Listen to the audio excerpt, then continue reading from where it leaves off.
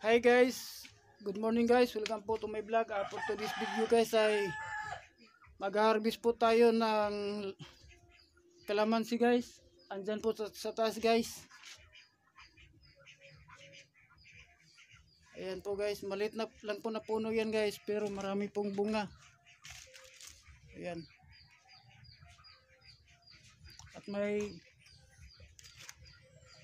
mayroon po din pong punong avocado dito at kaka-harvest lang po natin na pinadala doon sa Maynila guys ng ating irmat or nanay natin, mother. Umuwi kasi nung pista. At yung lang po guys, at mag-harvest na. Hello po guys. Good morning. Ito po yung ating pinagkukunan ng kalamansi guys. Ayan, maliit lang po na puno pero marami pong bunga. Mayroon pa po doon sa taas guys. At saka hindi pa po natin inubos lahat kasi po ay nangangawit na po tayo doon sa taas. Ayan po guys yung ating puno. At saka maliit lang po guys. Ayan po, nandyan lang kaliit. Pero marami po yung bunga. Ayan. At maraming salamat po guys. And God bless you po. At magandang buhay po sa atin lahat. Hi guys. Good morning guys. Welcome po to my vlogs. For today's video guys ay kanina po ay nag-harvest po tayo ng limonsito guys. At saka ito na po yung ating na-harvest guys sa ating bakuran. Backyard lang po guys. Ayan po guys. Ganyan po karami yung na-harvest natin guys. Mayroon pa po doon na kukunin pa po natin guys. Pero hindi muna natin kinuha lahat. Ayan po guys. Pwede na po natin ito ibenta. Ang dami po yung nakuha natin guys na limonsito. From backyard lang po natin guys. Ito na po yun guys yung na-harvest natin kanina. Ayan po. Marami na po siya guys. At saka mayroon pa din po doon sa puno at hindi pa natin nakuha.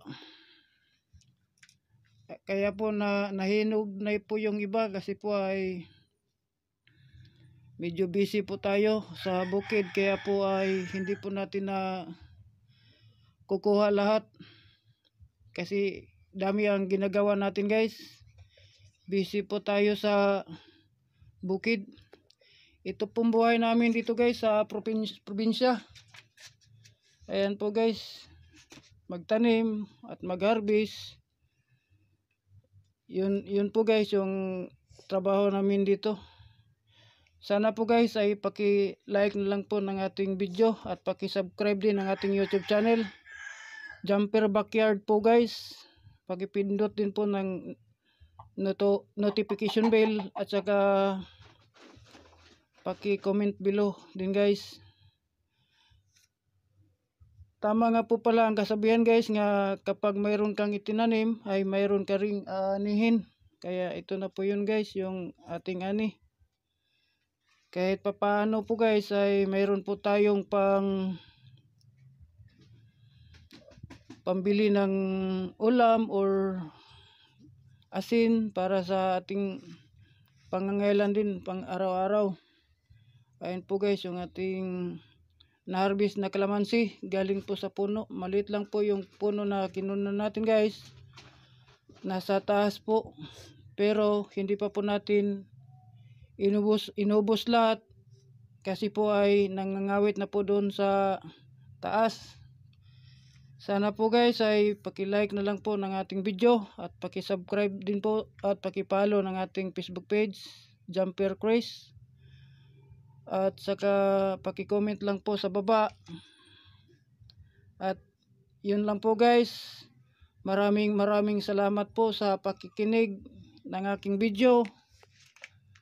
At maraming salamat at God bless you po sa inyo guys. At magandang buhay po sa atin lahat.